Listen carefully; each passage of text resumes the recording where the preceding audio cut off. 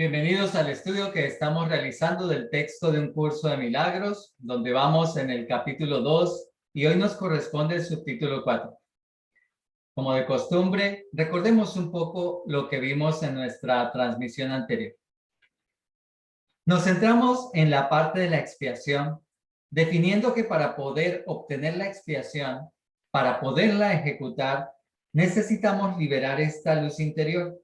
Por lo tanto, eliminar todos esos elementos que impiden que surja esa luz, la ira, el miedo, el dolor, las creencias limitantes, los elementos que nos lleven al odio de alguna manera. Después nos encontramos con que se necesita comprender que el altar verdadero no es el cuerpo, no es una estructura, sino que es la mente donde se toman las decisiones para la felicidad, para el perdón y para la reconciliación. Sin embargo, el pensar en el cuerpo como el templo es el primer paso para deshacer la idea de que el cuerpo es el templo. ¡Qué genial!, ¿cierto? ¿Y cómo se llega a esa idea?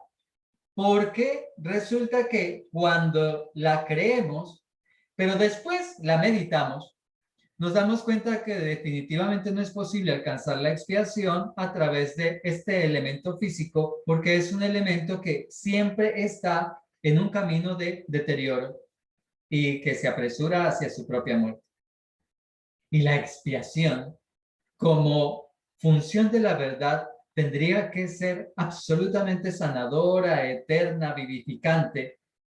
Y ahí es donde comprendemos que definitivamente no podría ser el cuerpo el altar, porque una estructura como tal no es lo que genera el valor del templo, sino el altar interno donde está la conexión con la fuente.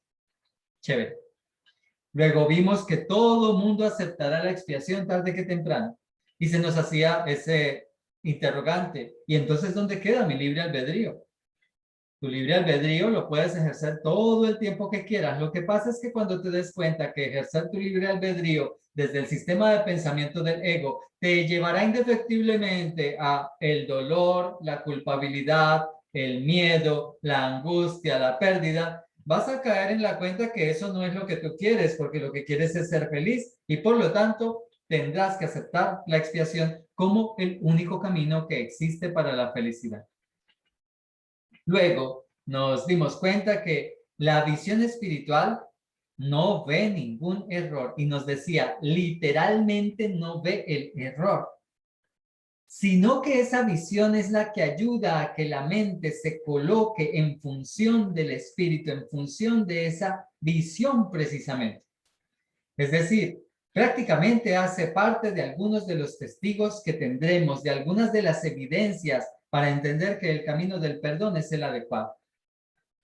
Finalizamos nuestro encuentro anterior con máximas fabulosas como que todos los hijos de Dios tienen derecho al perfecto bienestar, a la perfecta confianza, y que si no lo logran se agotan a sí mismos, por lo tanto lo que necesitan es lograrlo a través de la expiación. Y nos decía, la única ofrenda digna de ser ofrecida en el altar de Dios. Ok, con ese preámbulo, vamos ahora a nuestra lectura de hoy.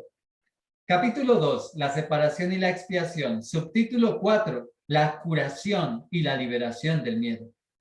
Hoy hablaremos de la curación y por eso parecerá que se hará énfasis en lo que es el cuerpo y en su relación con la mente. Y la enfermedad, por supuesto, relacionada con el cuerpo y la curación como consecuencia de la aceptación de los milagros. Vamos allá. Voy a compartir entonces nuestro PowerPoint para que demos inicio a nuestras imágenes. Muy bien, comienza nuestra lectura de la siguiente manera. Párrafo 1. Vamos a hacer ahora hincapié en la curación. El milagro es el medio, la expiación el principio y la curación el resultado. Hablar de una curación milagrosa es combinar impropiamente dos órdenes de realidades diferentes. Comencemos. Tenemos el milagro como un medio de alcanzar algo. Pero este medio tiene que venir de la expiación, el principio. Acuérdate, perdonamos, cambia nuestra percepción, milagro, y ahora es cuando viene la curación. Por lo tanto, la curación tiene que ser el resultado. Pero después nos decía, una curación milagrosa es combinar impropiamente dos órdenes de realidad diferentes. Una curación no es un milagro.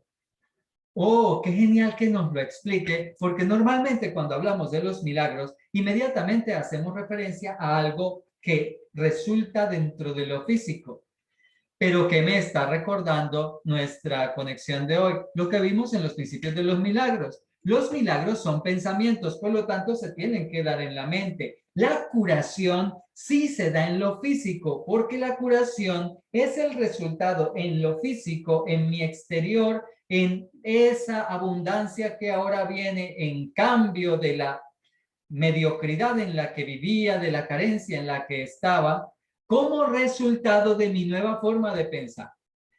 ¿Comprendido? Y sigue diciendo, la expiación, el último milagro, es un remedio. Así que mira, la expiación se convierte en el remedio. Y cualquier clase de curación es su resultado. Así que el remedio se aplica a la mente, que es la que ha enfermado el cuerpo. Y la mente entonces es la que influirá ahora en lo físico. Sigue diciendo, es irrelevante a qué clase de error se aplique la expiación. Toda curación es esencialmente una liberación del miedo. Para poder llevarla a cabo, tú mismo debes estar libre de todo miedo. No entiendes lo que es la curación debido a tu propio miedo. Así que la curación se dará en lo físico. ¿Cuál es el problema que tenemos? El miedo. Recuerda que el miedo debe ser cancelado, debe ser eliminado, y la forma como lo podemos eliminar es gracias al aprendizaje que estamos teniendo, a la confianza que desarrollemos en el Espíritu Santo, a la eliminación de las limitaciones de la mente, y ahora camino abierto para el milagro, que es el medio y que dará como resultado la curación.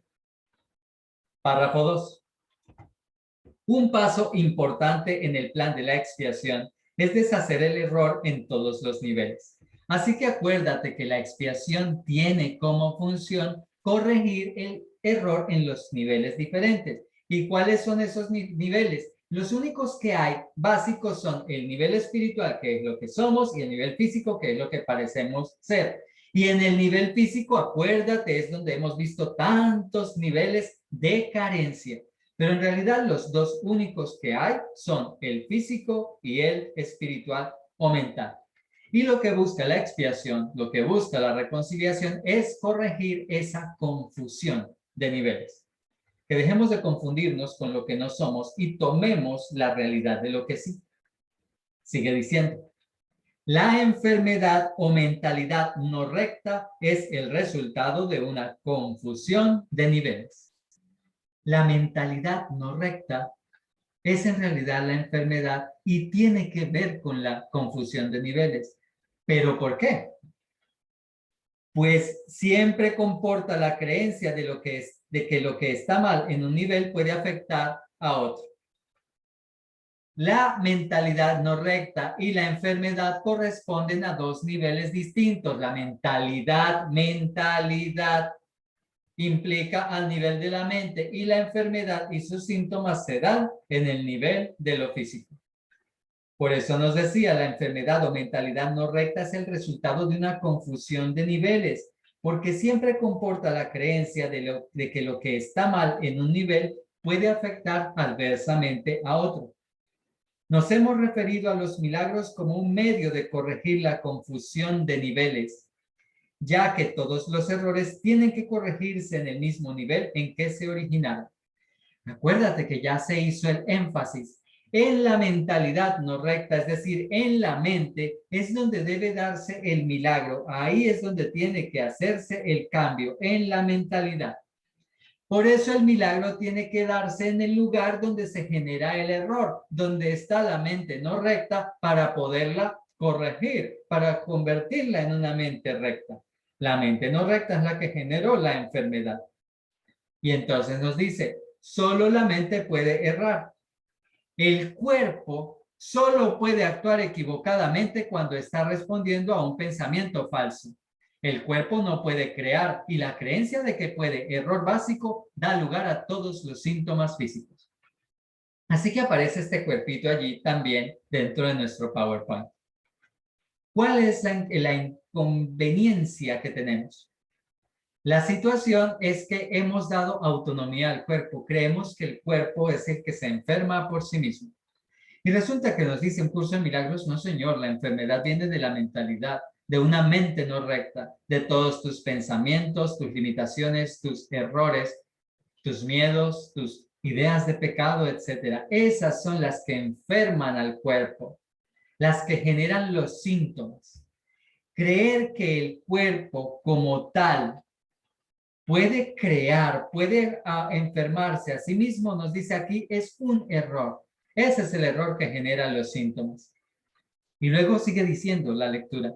Las enfermedades físicas implican la creencia en la magia. Y aquí ya vamos comprendiendo mejor el tema de la magia. ¿A qué le llama un curso de milagros? Magia a todo aquello que no es una creación divina, a todo lo que consideramos que nos puede hacer daño. Creer en las enfermedades es creer en la magia porque es creer lo siguiente, mira. Esta idea de la magia se basa en la creencia de que existe una capacidad creativa en la materia que la mente no puede controlar. ¿En qué se basa la idea de lo mágico? En que las cosas tienen un poder, en que si enciendo una vela roja debe tener el poder de atraer para mí el amor verdadero. Que si me visto de blanco debe ser que tengo un cambio en mi mentalidad que me purifique en cambio de los que se visten de negro y hacen símbolos satánicos con las manos y toda esta cantidad de cosas. Que si utilizo una ramita de ruda en mis pies, entonces esa ramita de esa planta va a impedir que yo me sienta cansado. Que si utilizo este champú me va a hacer más bella y atractiva. Que si uso Axe, este elemento olfativo hará que las mujeres más hermosas y jóvenes caigan ante mí. Entonces creemos que lo físico tiene un poder en sí mismo. Esa es la idea de lo que es lo mágico. Nos dice el curso, esa idea es absolutamente errada. Lo mágico no tiene ningún poder en sí mismo. Las cosas tienen el poder que tú les das con tu mente. Este error, el error de creer que tiene capacidad creativa la materia, puede manifestarse de dos formas, nos dice esta lectura. La primera es creer que la mente puede crear falsamente en el cuerpo o que el cuerpo puede crear falsamente en la mente. Y ojo a la paradoja y al aprendizaje. Mira que estábamos diciendo en nuestra anterior conexión y en esta también, nuestra anterior diapositiva, que la mente enferma al cuerpo. Pero aquí el curso de milagros lo aclara. No. Bueno, pero eso es lo que yo estoy entendiendo. No. Si decimos eso, estaríamos diciendo que la mente es capaz realmente de hacer que en el cuerpo se generen enfermedades. Pero si creemos eso, tendríamos que creer lo contrario, que el cuerpo es capaz de enfermar a la mente. Un ejemplo sencillo, que debido al estrés al que estoy sometido mentalmente puedo generar en mi cuerpo ciertas enfermedades. O lo contrario, que debido al estrés de mi actividad física diaria puedo llegar a estresar a mi mente y a generar un problema mental. El curso de milagros está diciendo que no. Ya recuerda lo que dijimos en algún momento, tú eres libre de creer lo que quieras. Pero si te das una oportunidad, mira la razón hacia dónde te lleva. Cuando se cree, se comprende mejor que la mente, el único nivel de creación no puede crear más allá de sí misma, ninguno de esos dos tipos de confusión tiene que producirse. Si no te olvidas de lo aprendido, recordarás que es la mente la que crea, no es el cuerpo. Pero la mente no puede crear más allá de lo mental. Sin embargo, puede influir de una manera tal que parezca estar generando todo un mundo alrededor. El cuerpo no podría enfermarse porque no es más que una proyección de la mente. Que si la mente está enferma, se verá enfermo. Que si la mente está sana, se verá sana.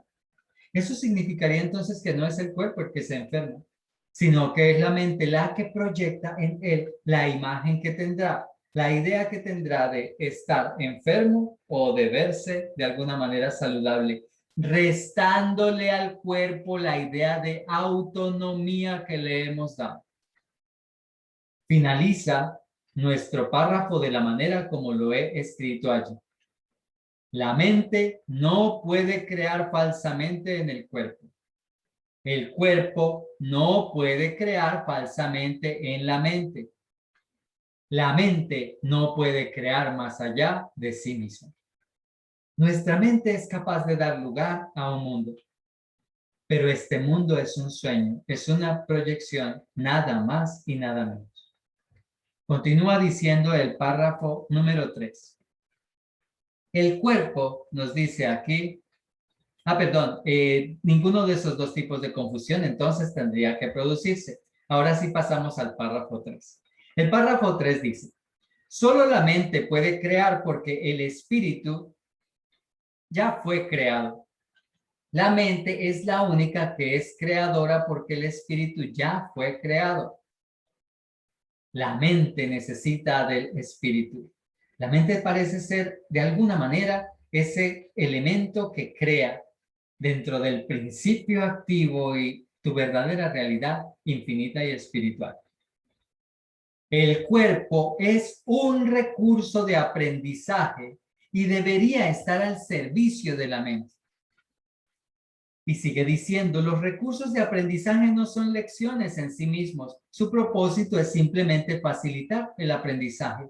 Esa debe ser la función de tu cuerpo en este mundo, ayudarte a aprender. No es tu mente la que aprende. Es tu mente gracias al servicio del cuerpo. Es decir, no aprende sola. Y tu cuerpo no es el que aprende, ni solo ni de ninguna manera. Sin embargo, al servicio de tu mente es un recurso de aprendizaje. ¿Cómo así? Intentemos pensarlo de la siguiente manera. Es el vehículo. Cuando estás sentado en un vehículo conduciéndolo, tú puedes llegar a confundirte con el vehículo y decir, voy varado o acabo de tener un percance, se me rompió el parabrisas, se me pinchó una llanta o se explotó un neumático, me falta gasolina. Pero en realidad, tú estás utilizando ese vocabulario y se comprende qué quieres decir, pero no es a ti a quien te falta gasolina y a ti no se te rompió ni explotó ningún neumático o llanta. Fue al vehículo. Si podemos comprender que este cuerpo no es más que un vehículo, comprenderemos aún más la importancia de la mente y por qué nos dice aquí que es un recurso de aprendizaje al servicio de la mente y no la mente al servicio del vehículo. Nos continúa diciendo, lo peor que puede ocurrir cuando se usan indebidamente los recursos de aprendizaje es que no lo faciliten. De por sí, un recurso de aprendizaje no tiene poder para producir verdaderos errores en el aprendizaje. El cuerpo por sí no puede producir ningún error. El cuerpo, si se le entiende correctamente, comparte la invulnerabilidad de la expiación en lo que respecta a las defensas de doble filo. Tu cuerpo no te puede lastimar a ti, que eres un ser infinito. No es una defensa de doble filo como lo que habíamos visto en la expiación. Tu cuerpo puede ser una defensa en el sentido de comprender lo que es, dándole la prioridad a lo que eres, ayudándote a ayudar. llevando a otros palabras amorosas, un abrazo en el momento necesitado, la compañía cuando se requiere. Allí está el servicio de la mente amorosa, pero no puede generar nada más que lo que la mente le ordena. Eso es por lo cual nos dice que es una defensa que no tiene doble filo. Y sigue diciendo, ello es así no porque el cuerpo sea un milagro, sino porque de por sí no da lugar a interpretaciones falsas. El cuerpo es sencillamente parte de tu experiencia en este mundo físico. Se puede exagerar el valor de sus capacidades y con frecuencia se hace, sin embargo es casi imposible negar su existencia en este mundo. Los que lo hacen se dedican a una forma de negación particularmente inútil. En este caso, el término inútil significa únicamente que no es necesario proteger a la mente negando lo no mental. Si uno niega este desafortunado aspecto del poder de la mente, está negando también el poder mismo. ¿Por qué nos hace esta aclaración? Hay un error en el que a veces incurren los estudiantes de un curso de milagros, es empezar a decir, como el curso dice, esto no es real, el cuerpo no es real. Esto, y entonces empiezan todo el tiempo y se les vuelve un mantra. Es que esto no es real, esto no está pasando, esto no es real, esto no es real. Acuérdate lo que era la negación correcta. No es un ejercicio neurolingüístico estúpido donde simplemente estás negando algo que tú estás creyendo, intentando convencerte de que ahora crees lo contrario. Tienes que ser muy racional y muy de la razón, no del raciocinio, sino de la razón, no de la pensadera y darle vueltas a las cosas, sino de la razón que te lleve a aterrizar en el lugar correcto, de que esa no es una negación correcta. Tú no puedes negar verdaderamente más que de una forma inútil a tu cuerpo, porque tú sientes a través de tu cuerpo, ves a través de tu cuerpo, percibes a través de tu cuerpo, te mueves en este mundo que se siente real a través de tu cuerpo. Por eso es que nos dice aquí que negar la existencia del cuerpo en este mundo es una negación inútil. Es inútil porque tú no necesitas proteger lo mental negando lo físico. Además, porque lo físico es un producto precisamente del poder de tu mente y si solamente te concentras en negar lo físico cuando es parte del poder de tu mente, nos dice aquí, es negar el poder de la misma mente que le ha dado forma.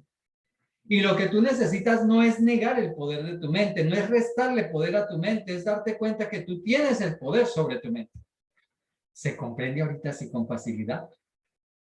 Párrafo número 4. Estamos hablando de la curación y la liberación del miedo. Y si estamos hablando de la curación, por eso te diste cuenta que en nuestra anterior diapositiva hablábamos de la defensa. Pero ahora, si vamos a hablar de la enfermedad, la curación, tendríamos que hablar de los remedios. Veamos qué nos dice un curso de milagros acerca de los remedios en esta lectura.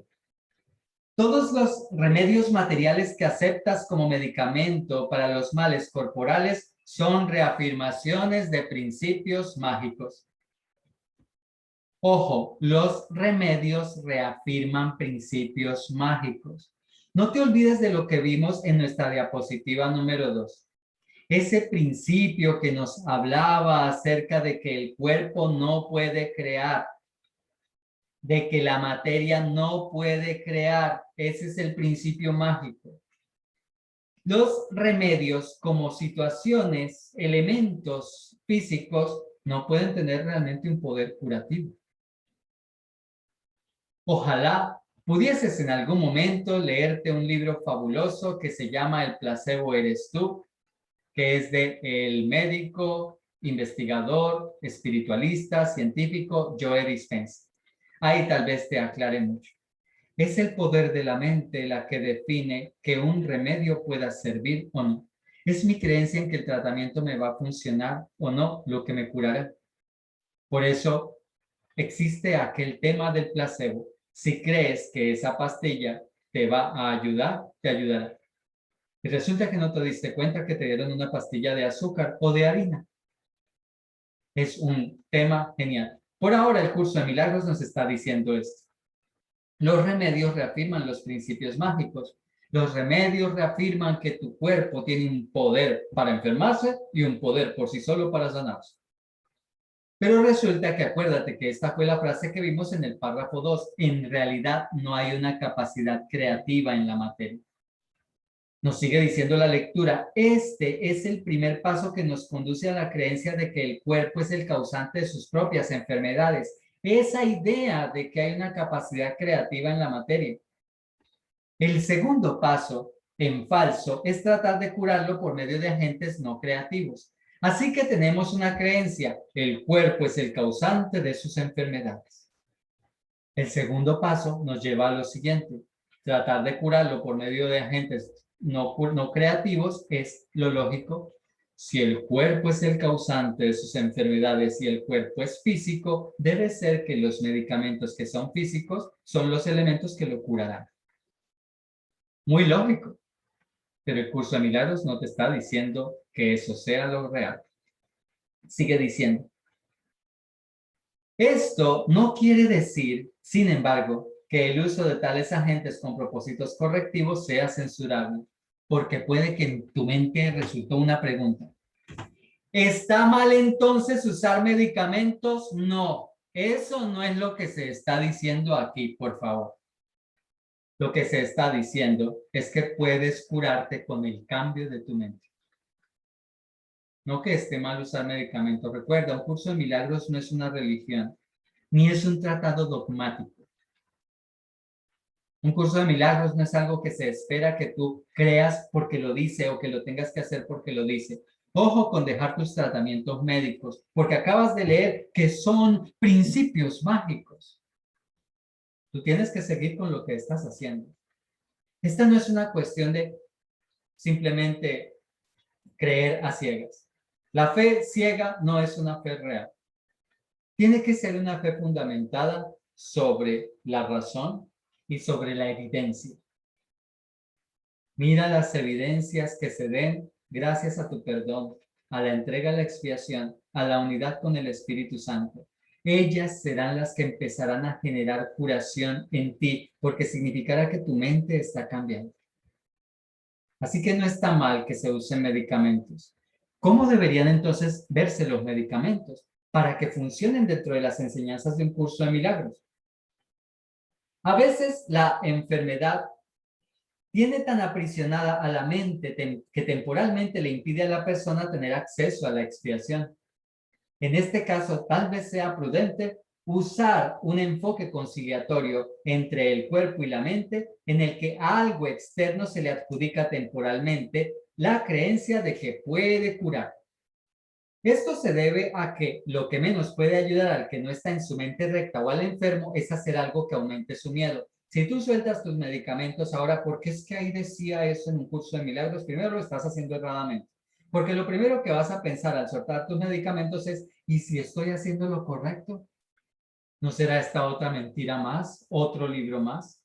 ¿No será una sarta de tonterías, de estupideces que yo me estoy creyendo? ¿Y si me agravo? Ojo, el curso de milagros te está diciendo que utilices tus medicamentos si crees necesitarlos, que sigas tu tratamiento, que esto no te debe lanzar al miedo. Que lo uses como un elemento conciliatorio. ¿En qué sentido? Sigue usándolo, ponte en paz al utilizarlo, pero no te olvides de perdonar, de entregar, de orar, de conectarte con tu fuente. De que se den esos cambios en tu mentalidad, de colocar la expiación en el centro de tu mente. Eso es lo que hará que veas los resultados de tu curación. Que si en algún momento dejas medicamentos sea por pura fe, pero no fe ciega, fe de la razón, confianza en que realmente estás viendo los resultados en tu vida. Sigue diciendo, de por sí, una mente que piensa en la enfermedad, que tiene miedo, ya se encuentra en un estado debilitado debido a este. Exponerle prematuramente a un milagro podría precipitarle al pánico. lo cual es muy probable que ocurriese en aquellos casos en que la percepción invertida ha dado lugar a la creencia de que los milagros son algo temible. Tal vez pienses que los milagros son algo temible y entonces hacer ese tipo de acciones, de soltar algo en lo que crees, no te va a funcionar para nada. Al contrario, puede que hasta parezca que te enfermas más. Porque el miedo será el que se encargará de pasarte factura. Párrafo número 5. El valor de la expiación no reside en la manera en que ésta se expresa. De hecho, si se usa acertadamente, será expresada inevitablemente en la forma que le resulte más beneficiosa a aquel que la va a recibir. ¿Cómo se puede expresar la expiación? ¿Qué es lo que genera el valor de la expiación? Pues aquí me lo está diciendo. No es la manera como se expresa. Es decir, la expiación, que es un principio, acuérdate, lo vimos en nuestra primera diapositiva. La expiación es el principio, el milagro, el medio, la curación, el resultado. La expiación para expresarse necesita de ese medio que es el milagro. Pero el milagro se puede manifestar y se manifestará de la forma en que tú lo comprendas, lo aceptes, lo veas, lo confirmes y que te genere la curación que tú necesitas y para la que estés abierto o abierto. Repito, el favor de la expiación no reside en la manera en que ésta se expresa. De hecho, si se usa acertadamente, será expresada inevitablemente en la forma que le resulte más beneficiosa a aquel que la va a recibir.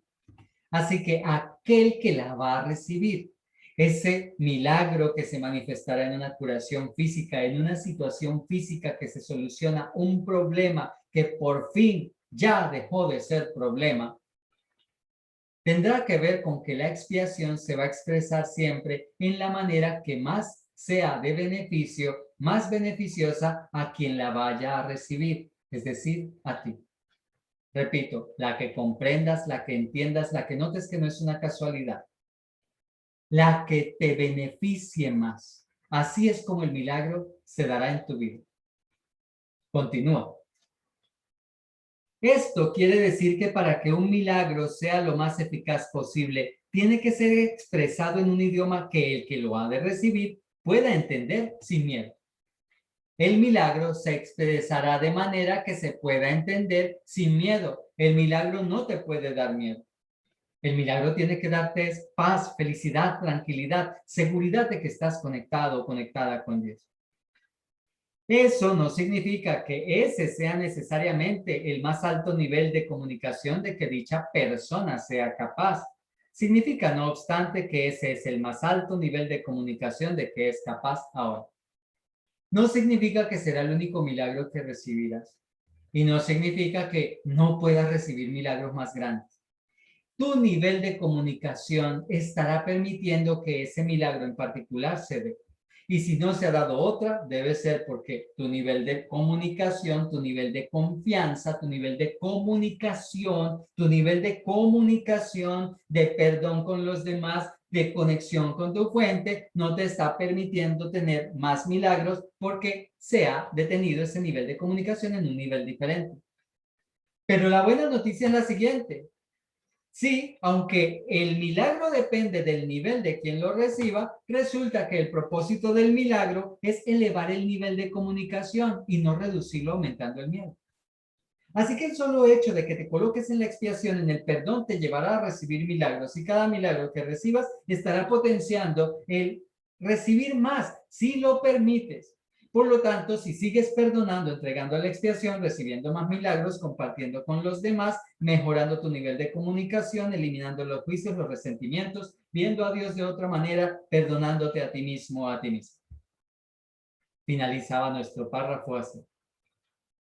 Significa, no obstante, que ese es el más alto nivel de comunicación de que es capaz ahora. El propósito del milagro es elevar el nivel de comunicación, no reducirlo mediante un aumento del miedo. ¡Qué genial! Hemos visto entonces hoy la curación y la liberación del miedo. El milagro es el que te ayudará a liberarte del miedo. Pero el milagro no se podrá presentar mientras tú tengas miedo. Un ejemplo. Has visto que en los evangelios nos dice que Jesús sanaba, a los mancos, a los cojos, es decir, a los que les faltaba una mano, una pierna o las dos. Imagínate tú a alguien que por algún motivo vive de estar sin piernas. Ese es su único sustento. Ahora aparece Jesús y sin más ni más, con un milagro, hace que el cojo ahora tenga piernas sobre las cuales saltar. No sería posible que esa persona viera ese milagro amorosamente, sino que sentiría miedo porque ha perdido el único sustento que tenía. Simplemente es un ejemplo para que entiendas eso del aumento del miedo y de lo que busca precisamente el milagro es reducir. Así comprenderás por qué en uno de los milagros que tenía que ver con la mujer enferma de flujo, aunque Jesús estaba lleno de enfermos alrededor, solo ella se sanó. Ellos no estaban en el nivel mental del milagro. Así comprenderás también por qué cuando estábamos viendo los principios de los milagros nos decía que los milagros no están para utilizarse como un espectáculo, como un elemento de circo. Eso lo que puede acelerar es el miedo y lo que se necesita es que no haya miedo. Así terminamos nuestra conexión de hoy. Te agradezco mucho tu compañía y te recuerdo que estaremos viendo en nuestra próxima conexión, capítulo 2, subtítulo 5, la función del obrador de milagros. Gratitud y bendiciones. Dejo de compartir y les digo gracias y hasta la próxima.